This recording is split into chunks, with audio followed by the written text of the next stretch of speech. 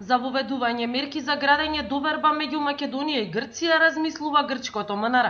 Идејата е на маса, меѓутоа се уште нема конкретни информации, идеи или предлози на кој начин би се вовеле и спровеле овие мерки, за кои Грција одново ќе започне разговори со Турција, но постои размислување Атина да достави предлог и до Скопје.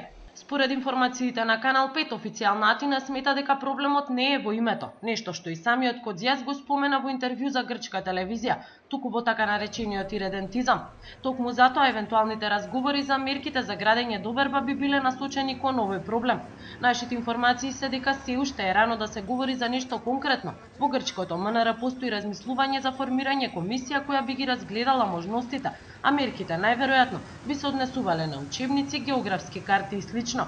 Во однос на тоа што точно би содржале овие мерки, извори од грчкото МНР за Канал 5 велат дека засега немаат коментар. Зголемувањето и продлабочувањето на билатералната соработка меѓу Македонија и Грција беше една од темите за кои минатиот месец разговара Ангелов и Кодјас на средбата во грчкото МНР. Македонскиот амбасадор го потсети новиот шеф на грчката дипломатија за предлозите и иницијативите од минатото за подобрување на меѓусебната соработка на релација Македонија-Грција. Канал 5 во Атина, Сања Ристовска.